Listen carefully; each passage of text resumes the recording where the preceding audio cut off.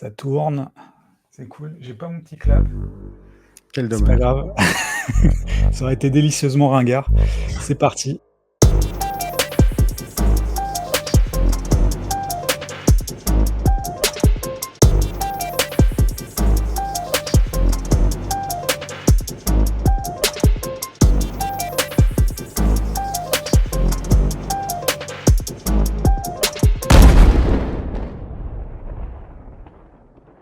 Bah, je sais très bien ce que c'est parce que ça m'a traumatisé pendant 107 ans. D'accord. C'est une photo de Diane Arbus. C'est lui qui s'est inspiré pour les deux petites sœurs jumelles là. D'accord, oui. Shining. Mon père avait ce bouquin de photos chez lui et tu sais, on prête pas trop attention au bouquin qu'on a chez soi quand on a des enfants. On se dit ouais, c'est un bouquin de photos, mais en fait, ça peut te marquer à vie au point que pendant très longtemps, j'avais peur Des jumelles. des jumelles. Ouais.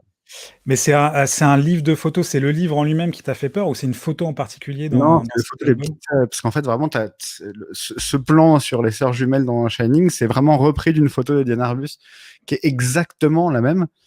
Et je crois avoir vu Shining un peu en catimini mes parents pendant qu'ils le mataient sur Canal+ et que je sortais de mon lit pour regarder ce qui se passait dans le salon.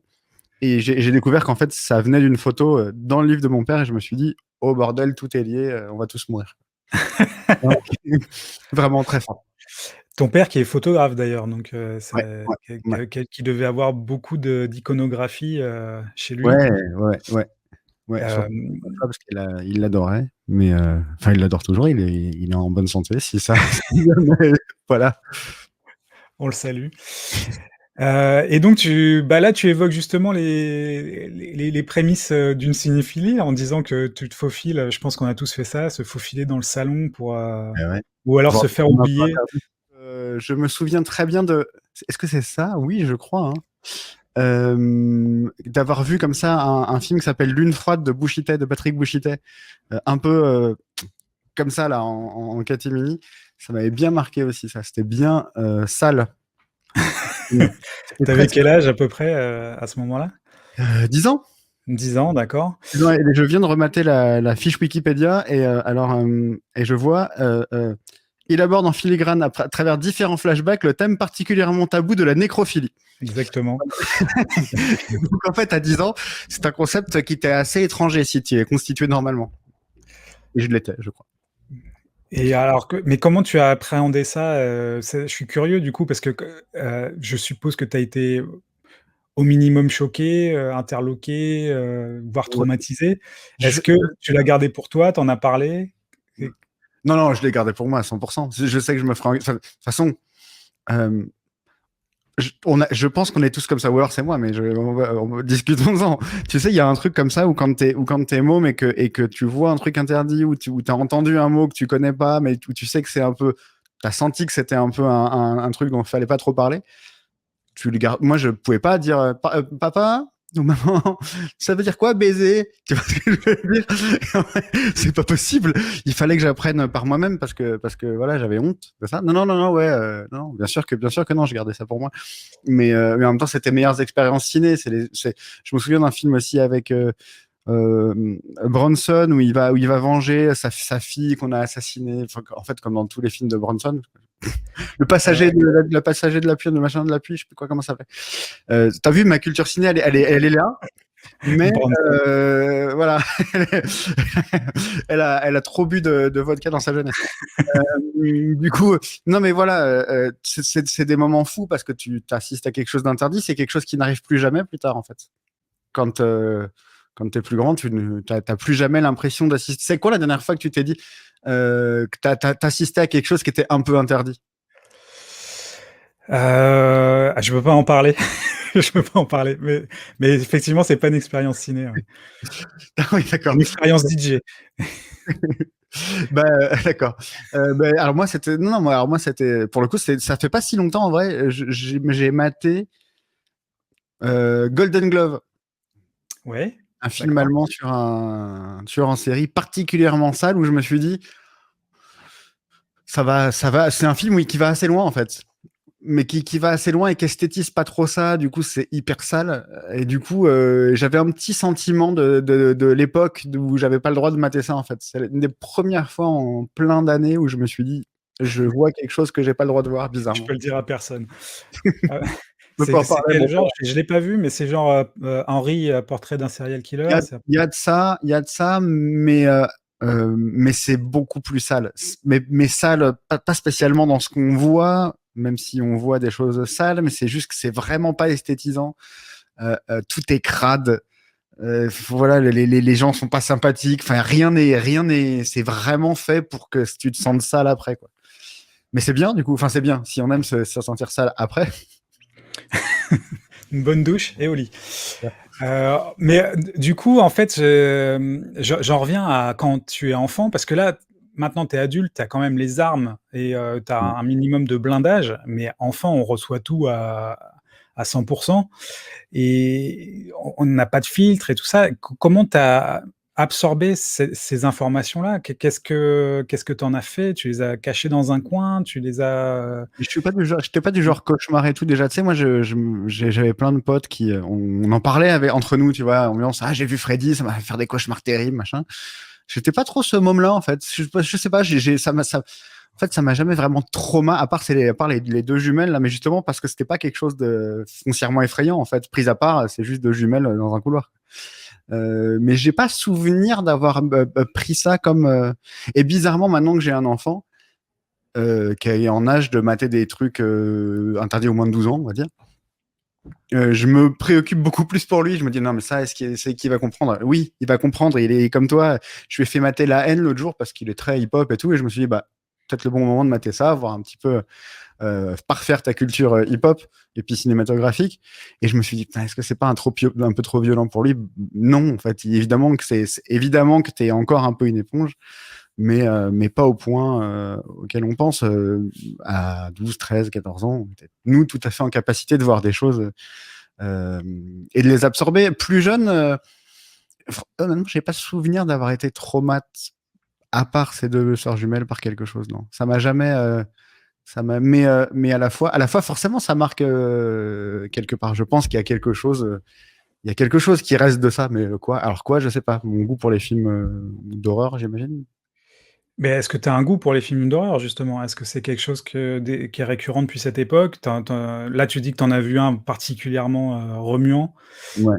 Tu recherches toujours ça, du coup? Non, non, non, non, non. Bah, en plus, maintenant, j'ai une épouse qui ne supporte pas les films d'horreur. Mais vraiment, pour te donner une idée, on a été voir Scream 4 à New York, qui est un grand film, hein, et, elle hurlait tellement dans la salle que toute la salle s'est retournée et s'est foutue de sa gueule. Voilà. D'accord. Donc, En en fait, plus, c'est pas le plus horrifique des 4. non, Dans mon bah, souvenir, le premier est vraiment plus... oui, c'est vrai. Mais du coup, j'en mate. En fait, quand j'en mate, ce qui est marrant, c'est que je reviens à ce que je faisais quand j'étais môme. J'en mate seul dans mon bureau, parce que C'est voilà. ça. Euh, mais est-ce que j'ai un goût pour ça? Ouais, j'avais un goût pour ça, un peu moins maintenant. Mais oui, j'avais un goût pour ça parce que. Mais j'avais un goût pour ça parce que je pense qu'à une époque, c'était là qu'on expérimentait le plus aussi. Et graphiquement, tout ça. Enfin, ça va faire. J'imagine que tout le monde dit ça, mais évidemment, Evil Dead et tout ça, graphiquement, c'était ouf. À cette époque-là, il a inventé plein de choses, Sam Raimi, pour Evil Dead et tout. Du coup, ouais, voilà. Et puis surtout, c'était un peu transgressif parfois. Donc, et c'est quand t'es plus jeune, tu cherches un peu la transgression, un peu moins quand t'es plus vieux, t'es plus Aznavour. Du coup, je m'interroge sur avant 10 ans. Qu'est-ce que Ouais. tu regardais? Qu'est-ce qui te nourrissait comme cinéphilie? Bah, j'habitais à côté du plus grand vidéoclub d'Europe, c'était marqué sur la façade, du Grand Pavois dans le 15e. Du coup, j'avais tout, en fait. Ben, tu vois, il y avait tout. Évidemment, comme tous les mômes de cette époque-là, je vais avoir 40 ans, quoi. Évidemment que tout Spielberg m'a nourri, évidemment que toutes les prods, même réalisées ou produites par Spielberg m'ont nourri. Évidemment que le cinéma du Splendide m'a nourri aussi beaucoup. Mais pareil, c'était un truc où j'adorais. La cassette était à 50 francs, c'était très cher. D'accord. Du coup, je passais surtout beaucoup de temps dans le vidéoclub à décider ce que j'allais mater. plus qu'à mater la cassette. Du coup, en fait, j'ai tout de suite eu un amour pour la jaquette des films de série B et des trucs justement hyper transgressifs. Euh, euh, quand t'es môme, en tout cas, les jaquettes du Blob, par exemple, tu vois, voilà, où je me souviens de The Stuff. The Stuff. Et en fait, il récupère une espèce de matière chelou qui sort des égouts de mémoire, et en fait, c'est super bon, sauf qu'en fait, ça les bouffe. Enfin, tu vois, bon, voilà. Ouais. Et ça, mais voilà, ça c'était hyper transgressif. Je me souviens de Ratman aussi, de Kenny, l'enfant tronc, enfin, toi, de tous ces trucs où en fait, tes mômes, c'est fascinant, quoi, des faces à la mort. Ça, c'était le truc le plus transgressif. Ouais, Face à la mort et tout ce qui est Mondo au cinéma. Et Et ouais, ouais, c'est. le recul, en rematant ça, évidemment que. Mais ce qui était horrible en plus dans ces faces à la mort là, c'est que la moitié étaient des vrais trucs dégueulasses, et la moitié étaient juste des faux trucs hyper Oui, mal c'est du fake, du fake. Ouais. hyper mal foutus. Voilà, et dès que, ouais, Bad Taste, tout ça, évidemment, c'est plus les jaquettes, ces films-là que j'ai jamais vus de ma vie.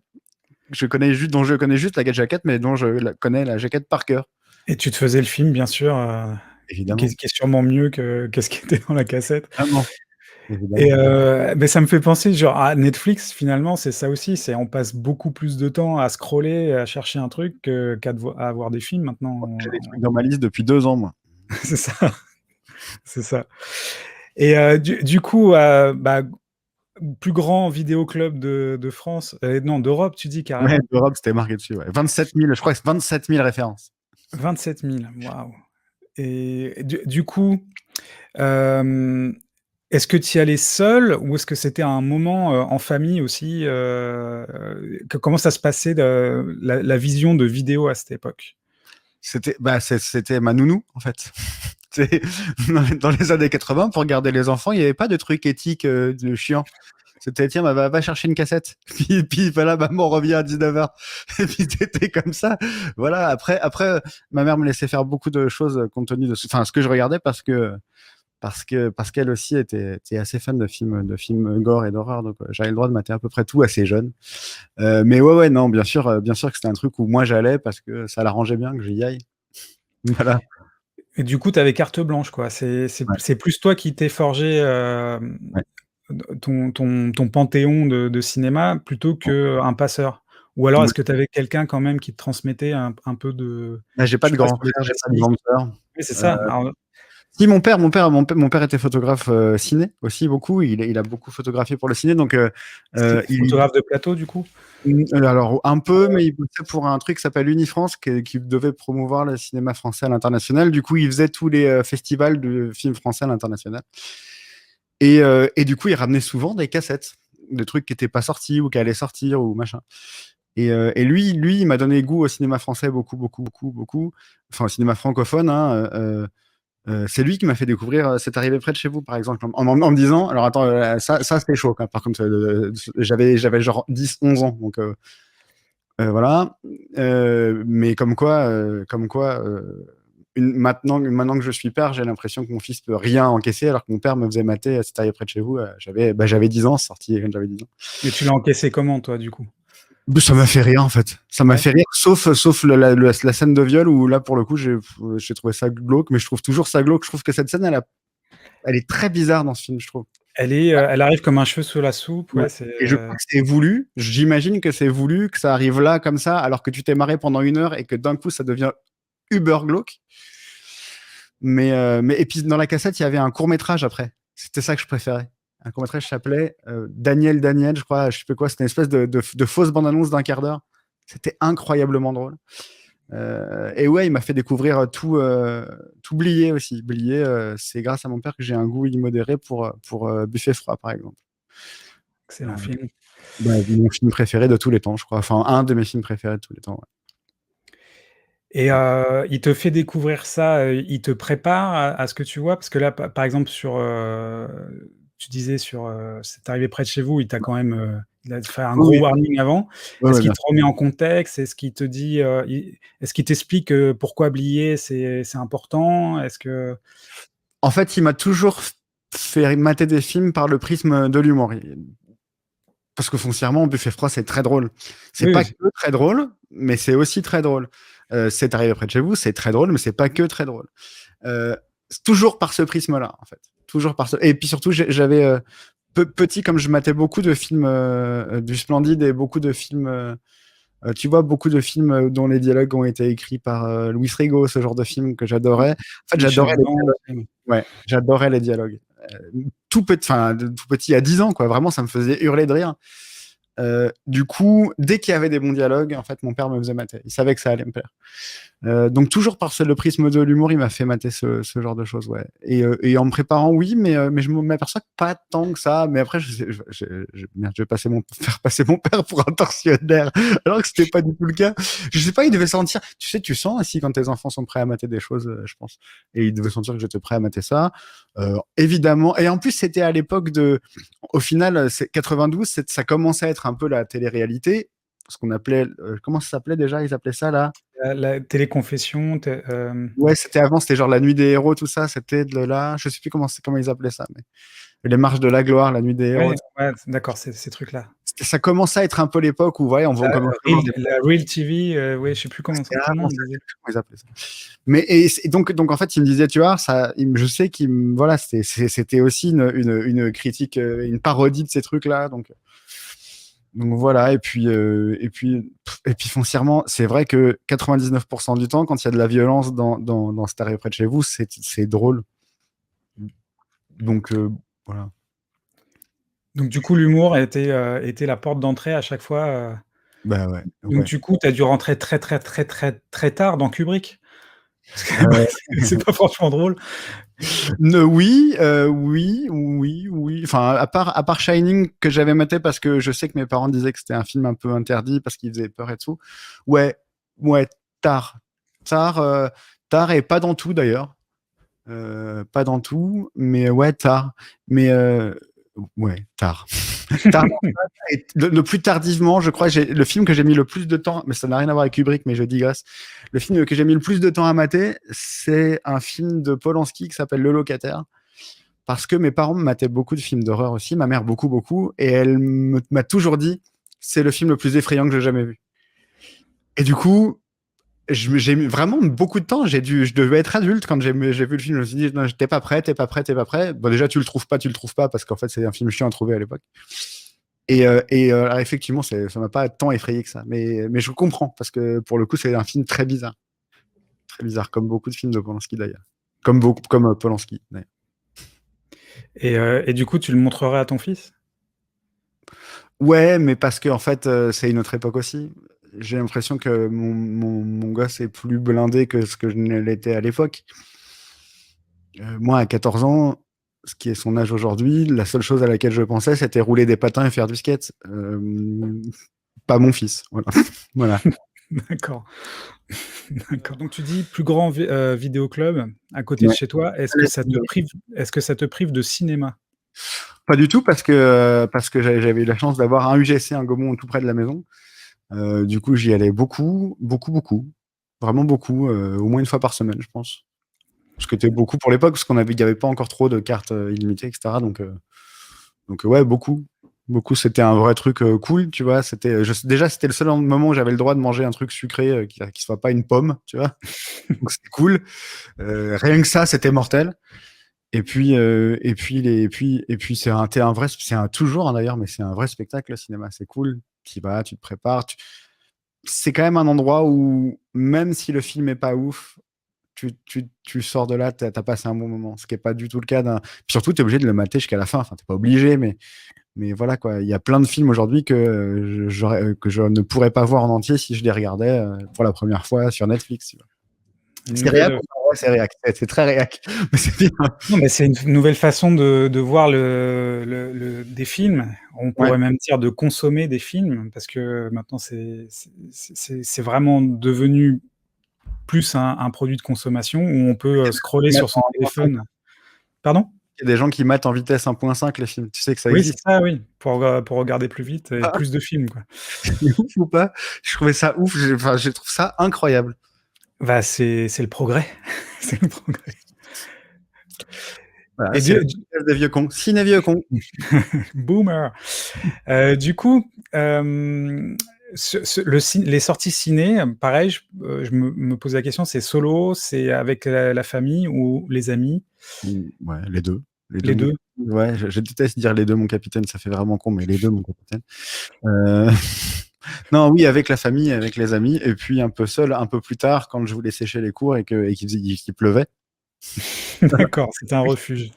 Ouais, tu sais, la séance de 10 heures, celle où il y a que des gens qui sèchent les cours. Voilà. Et Et la des moins mecs. chère en plus. Voilà.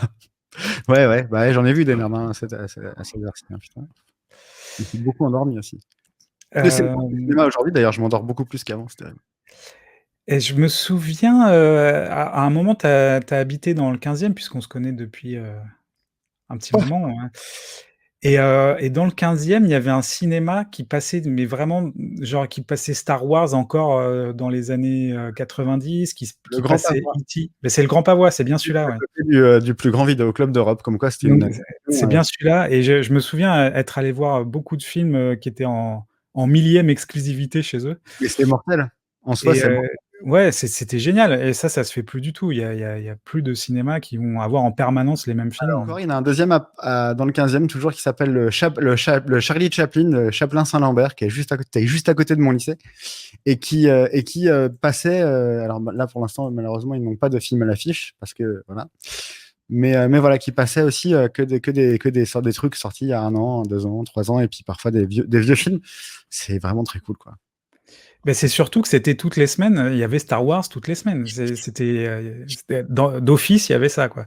C'est bien, c'est très Ouais, bien. oui, donc du coup, c'est bien le Grand Pavois, j'étais plus sûr du nom. Ouais, ouais. Et alors, est-ce que tu es donc film d'horreur, tu avais l'air de dire que quand même c'était, une grande partie des choses que tu regardais. Est-ce que tu lisais un peu la presse, à l'époque? Ouais, bah Mad Movies, hein, comme tout le monde, je lisais Mad Ouais, Movies. J'aimais bien voir ce qui allait sortir. Tu sais, je sais pas si tu faisais ça, mais moi, quand j'étais môme, même l'officiel des spectacles, mon père l'achetait toutes les semaines. Je le feuilletais comme un bouquin. pareil. J'adorais mater les petites pubs pour les cafés-théâtres. Il y avait les trucs au blanc manteau. Il y avait c'était genre les babacools au blanc manteau, un truc comme ça. C'est resté à l'affiche 700 ans.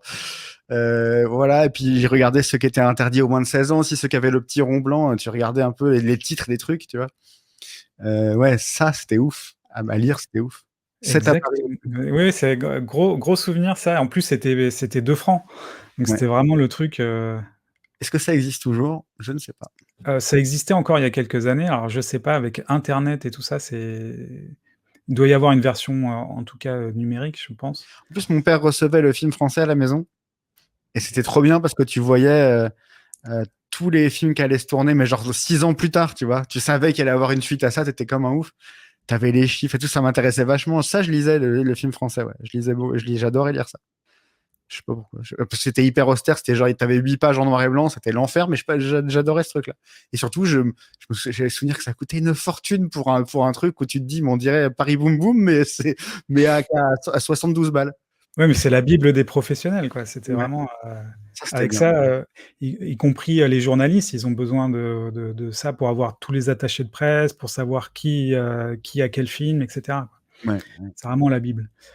Hem, on en vient un petit peu, j'ai envie de creuser un peu, le côté, comment tu as procédé pour, absorber les films d'horreur que tu voyais. Moi, Ouais. j'ai peut-être un élément de réponse, c'est que, ne serait-ce que ton nom de scène qui est Toxic Avenger, Ouais. est-ce que, la parodie à un moment donné ne t'a pas plus plu que l'horreur elle-même? Ah, Est-ce j'aime que bien, le mais méta, n'a pas pris le dessus, quoi? le méta a pris le dessus dans nos vies. C'est- en vrai, c'est la vérité. Mais non, en fait, j'aime bien le mélange des deux. Le mélange des deux, je le trouve cool. J'aime bien ce décalage-là. J'ai toujours bien aimé ce décalage-là. C'est pour ça que c'est con, hein, mais c'est pour ça que le Père Noël est une ordure m'avait plu à la base. C'est qu'en fait, à un moment, il y a un meurtre, tu vois, et ils vont découper un corps. Ça m'avait plu, ça. Le mélange des deux me plaît beaucoup. Je trouve que ça va très bien ensemble, et c'est pour ça que au final, après, à mater, par exemple, le locataire et les trucs de Topor qui sont genre mi-drôle, mi-déprimant, mi-chelou, me plaisent. dans Le Locataire, c'est ça qui est très bizarre. C'est un film de Polanski où Polanski joue, où il prend l'appart d'une fille qui s'est jetée par la fenêtre et qui est mourante à l'hôpital et qui va petit à petit sombrer dans la folie et se prendre pour elle. Sauf qu'au milieu de tout ça, qui est quand même pas très drôle, il y a le Splendide en entier qui fait des vannes. C'est très bizarre, et puis oui, c'est arrivé près de chez vous, par exemple. Enfin, effectivement, je trouve que le mélange des deux marche très bien. J'aime bien. J'aime bien, et c'est vrai que, en tout cas maintenant, un full film d'horreur m'emmerde un peu. C'est vrai, c'est vrai. J'ai mis le doigt sur quelque chose. Tu as besoin de cet élément, que peut-être ton père t'injectait, c'est-à-dire, l'humour, la petite touche d'humour ou le Tu sais, Julien, j'aime rire. J'aime beaucoup rire. Peut-être, non, mais peut-être. Mais puis, regarde, Blier, c'est pareil. ouais, Blier, ouais, c'est ouais, tout mi-sordide, mi à mourir de rire. Ouais, ouais, il y a quelque chose là-dedans, ouais. Ouais, effectivement. Mais Topor, voilà, bah, Topor. Buffet froid, c'est une histoire de serial killer et même une communauté de serial killers. Ça pourrait faire fait par les Américains, ça ferait un truc, un peu à la Fight Club, Et- des serial killers. ou alors, quand c'est sordide de bout en bout, j'aime, par exemple, je pense que dans mon top 3 des films les plus ceux que je préfère, il y a Monsieur Hier, qui est un film sordide de bout en bout, mais il y a Michel Blanc qui joue un type sordide, mais c'est Michel Blanc. Ça, pour le coup, c'est un vrai film à voir parce que il y a pas, foncièrement, tout est noir. Même le jeu des acteurs, c'est très bizarre. Même le jeu des acteurs est d'une noirceur absolue. Personne ne sourit. Personne. Il y a même pas d'intonation. C'est-à-dire que les gens jouent sans intonation dans ce film. C'est dingue. J'aime ce film, vraiment. J'aime beaucoup ce film. Et si on revient un peu à donc ton blaze de scène qui est Toxic Avenger, d'où te vient cette passion pour ce personnage-là? C'est un Heu, anti-héros, c'est toujours chouette. C'est un nerd qui tombe dans un truc dans un espèce de bidon radioactif et il devient The Toxic Avenger, donc un type musclé, vert et dégoulinant, en slip. Voilà, et un balai, avec un balai. C'est exubérant, quoi. C'est l'équivalent du freak show dans des trucs d'attraction, tu vois. Il y a un petit côté comme ça. C'est marrant quand c'est exubérant. Mais pareil, hein, Toxic Avenger, c'est à la fois un film gore et un film drôle. Et puis, c'est outrancier, c'est américain des années 80 au plus fort que ça puisse être. Euh, et en plus, c'est fauché foncièrement. Les films trauma sont fauchés. C'est fascinant aussi d'avoir cette envie de tourner des trucs et même de tourner un film de super-héros, mais t'as que 56 000 balles, tu vois. Et tu le fais quand même parce que voilà, t'as envie de le faire et ça, c'est cool, tu vois. En tant qu'artiste, je trouve ça. Elle est terrible cette phrase. Le en tant qu'artiste m'emmerde beaucoup, mais en tant qu'artiste quand même, je trouve ça toujours fou d'avoir des gens qui ont assez d'abnégation pour se dire je vais faire un film de super-héros, mais j'ai pas un rond, mais par contre je vais le faire bien, quoi. C'est mortel. et toi, ça t'a jamais tenté? De faire un film, Ouais, ou de faire des courts métrages ou j'adorerais, mais d'une, je sais que ça serait gênant pour tout le monde, que voilà. Et puis, euh, et puis j'ai pas le temps. Et en plus de ça, c'est très difficile d'avoir une bonne idée. J'ai eu deux, trois fois des idées, j'avais envie de machin, mais je me dis, mais est-ce que vraiment tu. Et puis j'aurais beaucoup de mal à diriger des gens, je crois. Je déteste ça dans la vie de tous les jours, vraiment. Et alors de lui dire, tiens, tu vas faire ça, je pourrais pas, je crois. Si je tournais un truc, ça serait moins face cam, tu vois. Ce serait pas très intéressant. Du coup, ça s'appellerait une réunion Zoom. et du coup, je me demandais à quel point tu t'impliquais dans les clips? Parce que donc tu as ton groupe, Ouais, The Toxic Avenger. ouais, C'est plutôt de la musique électro. ouais, Il y a souvent du texte, mais c'est le plus souvent de la musique, ouais. instrumentale. Donc il y a nécessairement besoin d'images dans le monde d'aujourd'hui.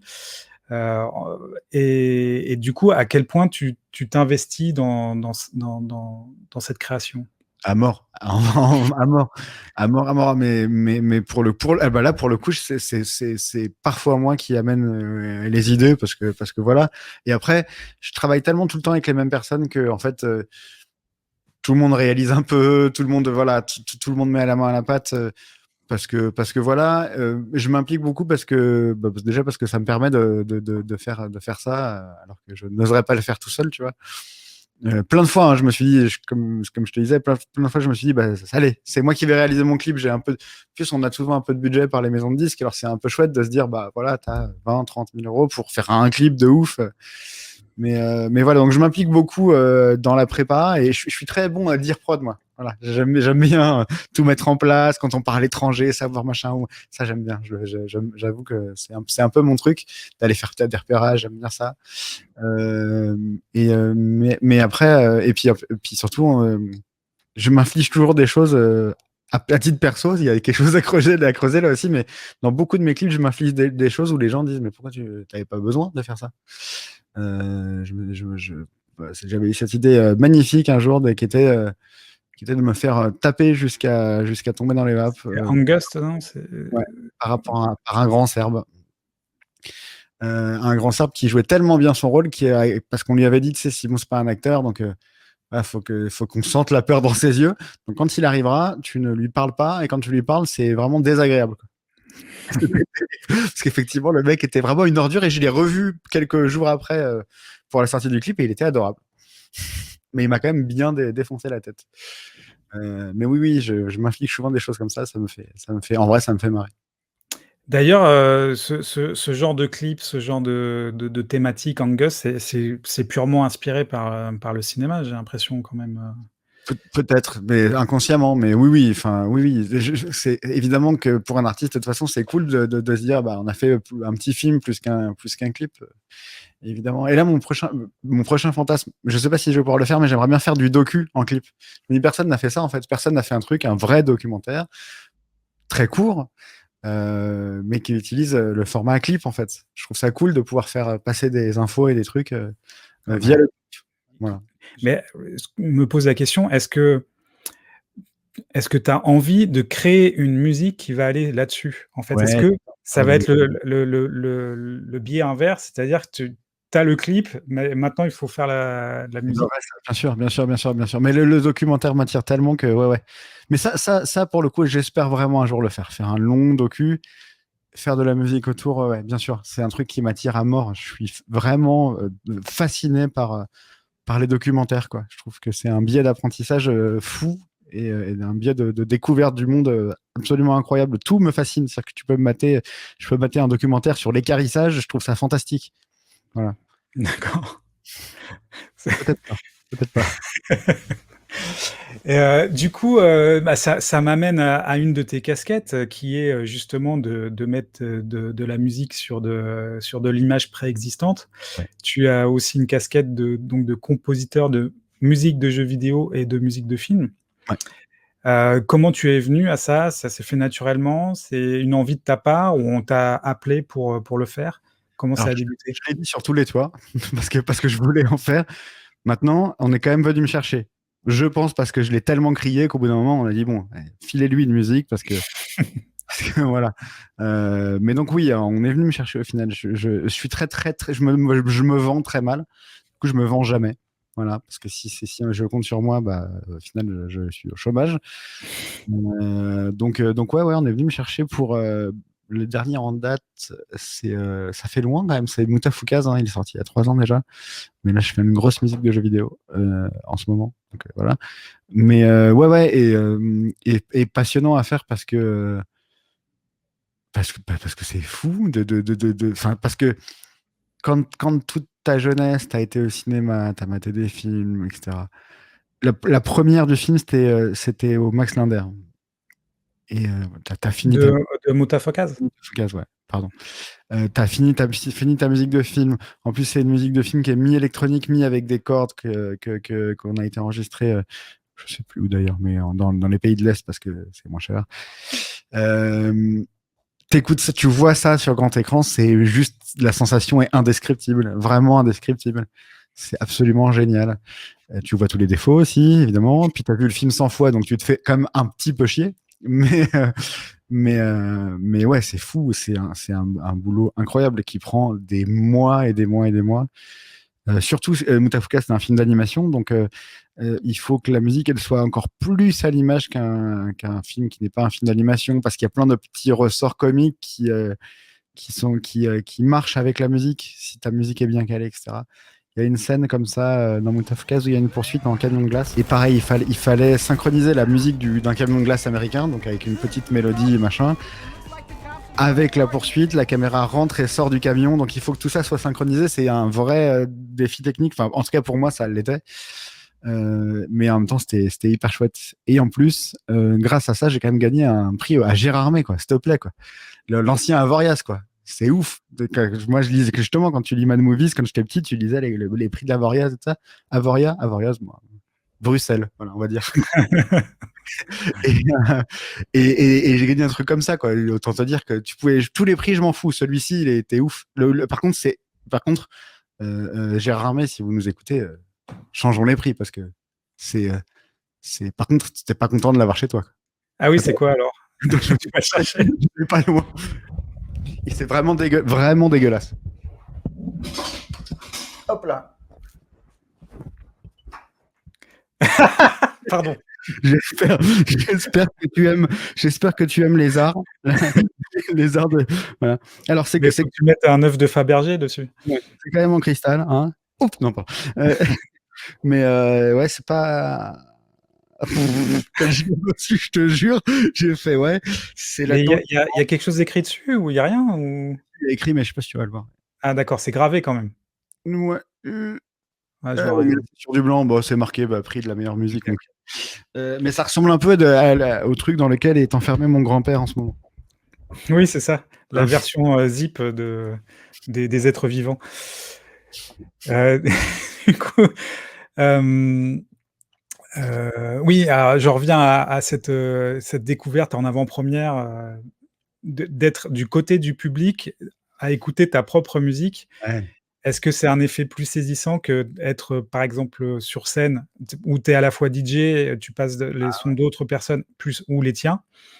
Quelle est la différence? Quel est Alors là, je peux te dire sur qu'un truc qui rejoint ces deux trucs-là, c'est la gêne. Je me sens toujours très gêné. D'accord. Extrêmement gêné. Parce qu'évidemment, encore une fois, t'entends tout ce que t'aurais pas voulu entendre. Et puis t'as peur enfin, tu sais, au cinéma, t'as peur qu'un mec se retourne pour te dire, ah, c'est chiant ta musique. Et sur scène, c'est pareil. Tu regardes le mec qui se fait chier et tu vois que lui. Voilà. Du coup, tu fais tout le concert pour lui alors que t'as 10 000 personnes qui s'éclatent. C'est le mec qui se fait chier. Et ouais, donc oui, moi, c'est une honte extrême d'être sur scène ou d'entendre ma musique à l'image. Et à la fois, évidemment, je suis très fier je suis évidemment très fier. En plus, c'était pour le PIF au Max Linder, le Paris International Film Festival. Du coup, il y avait beaucoup de monde et tout, c'était vraiment chouette. Mais je sais pas ce qui est le plus fou. Je sais pas ce qui est le plus fou. En fait, la scène, il y a un vrai rush d'adrénaline quand même. Un truc où. Mais dans les deux cas, tu te demandes ce que tu fous là. En tout cas, c'est sûr. Mais oui, oui, dans la scène, après, ça dépend des scènes, évidemment. Mais 2, 3 fois dans ma vie, j'ai fait des scènes genre immenses où tu as l'impression que tu vas. Je crois que c'était Tiga, qui est un DJ. Je crois qu'il est anglais ou enfin peu importe, qui lui disait carrément un jour je me suis chié dessus littéralement. Parce qu'il y a des fois où tu sais, ouais, as l'impression que tu vas mourir, quoi. Mais il faut y aller quand même. À Solidays, ça m'a fait ça une fois. En plus, tout était très bien branché. Et on a dit au régisseur principal, on a dit surtout, faut pas éteindre parce que tout est config nickel. Là, je passais après Stromae. Stromae s'en va de scène, donc nous, on est un peu chaud, machin. On y va, et là, je vois que tout est débranché et qu'on doit être sur scène dans 2 minutes et que je sais que le temps de tout rebrancher, on en a pour un petit quart d'heure, mais qu'il faut tenir les délais, tu vois. Voilà, ce genre de moment où tu as vraiment envie de pas être là, quoi. Ouais, voilà. Non, non, mais et puis non, mais en vrai, le côté musique de film et puis voir sa musique sur grand écran, c'est plus un rêve de gamin. Parce que mon rêve de gamin, c'était plus ça que faire de la scène, foncièrement. Il y a peut-être une clé du coup, parce que j'allais te poser la question, du fameux masque. Pendant longtemps, tu as porté le masque de Kabukiman, Ouais. donc toujours dans l'univers trauma. Ouais. Tu as fait un mix entre Toxic Avenger et Kabukiman Quand j'y et repense, comment? quand j'y repense, c'est très très con.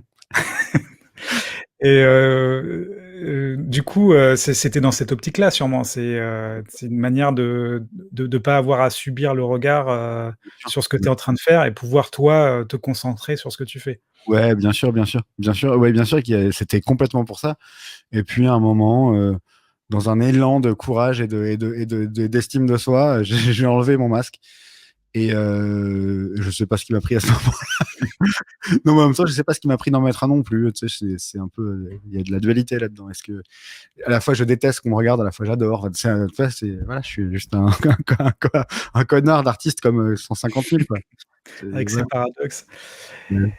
Et donc, tu dis que c'est un rêve de faire la musique de film, un rêve réalisé, que tu vas sûrement continuer, on va continuer à t'appeler pour ça. On Ouais. t'appelle aussi beaucoup pour les jeux vidéo et je m'interroge sur est-ce que c'est le même métier? Est-ce que, comment tu considères le jeu vidéo par rapport au cinéma? Ça C'est dépend souvent. du jeu vidéo. Ça dépend du jeu vidéo. Alors déjà, c'est beaucoup plus classe pour mon fils. Autant te le dire tout de suite, hein, quand ton père fait de la musique de jeu vidéo, c'est beaucoup plus classe que du cinéma. Vraiment beaucoup plus. On a les jeux en avance, en plus, tout, c'est cool. Ça dépend des jeux. Là, j'en fais un qui est un jeu narratif, globalement, qui ressemble à un film, en fait. Et du coup, la méthode est exactement la même. J'ai des scènes clés. On fait, on me donne un peu la direction du réal. Il y a un réal, etc. Et il y a un autre jeu que j'ai fait qui a eu beaucoup, beaucoup de succès qui s'appelait Fury, où là, en fait, c'est très différent parce que on a un personnage qui se déplace, imagine-toi, d'un point A à un point B, en passant d'un point A à un point C, en passant par un point B, par exemple. Et le joueur, à tout moment, donc il faut aller au point C, et au point C, c'est le rush d'intensité en termes de musique et de bataille, disons-nous. Tu vois, mais il faut aussi qu'il passe par le point B. Donc moi, je vais composer une musique qui est évolutive, qui va être de plus en plus intense. Sauf que le joueur, à un moment donné, qui me dit qu'il va pas décider de repartir au point A. Et donc, il faut que la musique, elle s'adapte, parce qu'elle peut pas être aussi intense si le mec revient à son point de départ. Donc, en fait, tu travailles plutôt en boucle qui s'enchevêtrent les unes sur les autres, euh, avec un programme qu'utilisent les gens qui développent le jeu, qui permet de rajouter des boucles ou d'en enlever en fonction de la position du joueur. C'est très différent, en fait. C'est très C'est très différent. technique. C'est une technique de boléro un peu en fait. Ouais, il y a un peu de ça. C'est vrai qu'il y a Ouais. un peu de ça, ouais. Il y a un peu de ça. Il y a un peu de ça. Après, tu peux aussi juste faire des boucles complètes, mais qui évoluent en fonction de là où tu vas. Mais il faut qu'elles puissent s'enchevêtrer les unes sur les autres. C'est assez technique. C'est un autre métier, vraiment. Mais c'était plaisant à faire aussi, pour le coup. Mais très différent, ouais. Très différent. Et au point de vue, narration, toi en tant que consommateur de jeux vidéo, en tant que joueur, gamer, Ouais. est-ce que, on dit que là, ça y est, bon, le jeu vidéo, même en termes d'argent qui est brassé, c'est supérieur au cinéma. Ouais. Et souvent on présente des jeux comme enfin des jeux, très scénarisés, qui procurent la sensation du cinéma en mieux parce qu'en plus on dirige le personnage. Ouais. Est-ce que toi tu es d'accord avec ça ou tu es toujours, cinéma et enfin il faut séparer les 2 et Je n'arrive pas encore à trouver l'attrait du cinéma dans le jeu vidéo. Pour être très honnête, je me suis jamais dit, putain, parce qu'en fait, je pense que techniquement on est prêt, mais je pense que scénaristiquement, on n'y est pas encore, quoi. J'ai beaucoup d'espoir avec le jeu que je suis en train de faire en ce moment qui s'appelle Road 96. Je fais pas de pub, vraiment. Je trouve que mais vrai, pour de coup, vraiment, je touche pas d'argent sur les ventes de jeux, donc voilà. Mais qui vraiment est intéressant. C'est l'histoire d'un mec qui veut passer la frontière de son pays pour s'échapper de sa condition. Et je trouve que c'est vraiment bien construit, mais 99% du temps, je me prends pas de baffe scénaristique. Et en vrai, et malheureusement, alors je fais une parenthèse vieux con. En fait, cette interview est une parenthèse vieux con à soi, mais quand même, c'est un peu ce qui me manque dans le cinéma d'aujourd'hui aussi, on va dire dans les gros films d'aujourd'hui. Euh, je vais me faire taper sur la gueule, c'est pas grave, je vais le dire quand même. Par exemple, Mad Max, je n'ai vu que point A jusqu'au point B. Ah, mais non, en fait, c'était au point A. Concrètement, tu veux dire le Fury Road, le récent ou d'accord. tu vois, c'est une poursuite en bagnole. Les mecs vont jusqu'au point B qui est censé être la fin de l'histoire. Et puis en fait, non. En fait, j'avais oublié mes clés. Faut retourner au point. Moi, ça m'a ultra gavé. Et en plus, comme je te disais, je suis vachement, je suis très sensible au dialogue.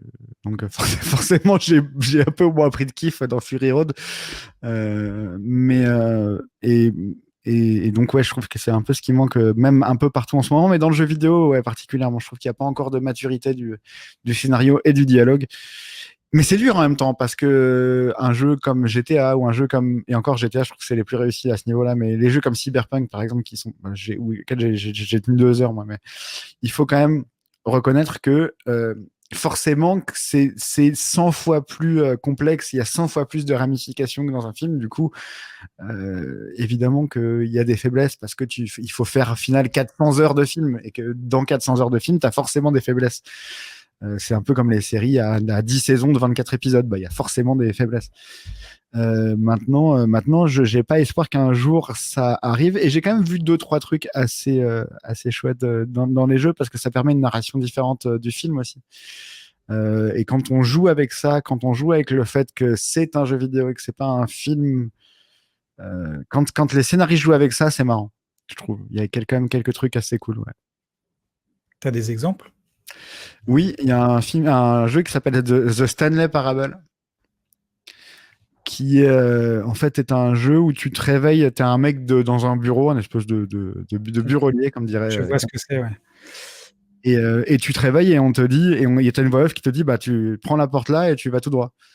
Tu prends la porte là et tu vas tout droit. Puis on te dit, bah tourne à gauche, machin. Puis tu fais tout ce que la voix off te dit. Puis à un moment donné, tu te rends compte que bah, si tu veux, tu peux ne pas faire ce que te dit de faire la voix off. Sauf que tu te rends compte que la voix off, ça la vexe un peu. En gros, que t'es pas. Donc en fait, voilà. Et puis après, je laisse la surprise. C'est un jeu qui se fait en 3 heures. Hein. C'est vraiment un jeu que tu peux faire en une traite, comme un film, vraiment. Ça, pour le coup, c'est intéressant. Ouais. Ce genre de trucs sont intéressants. Portal aussi. Les Portals sont fous en termes de. Mais c'est un peu le même principe. Tous ces jeux-là, ouais. Pour moi, il y a un truc comme ça où je me suis amusé avec le scénario. Quoi. Ouais, donc ouais, c'est cool. Mais en même temps, ça fait vachement. Enfin, tu vois, c'est. Ouais. Donc voilà. Je vais m'arrêter là. C'est bien. Bah, merci.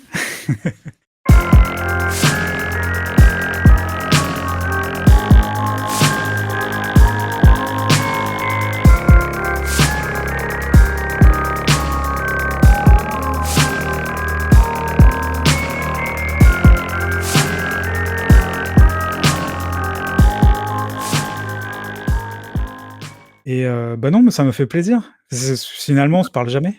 C'est vrai. Plein de trucs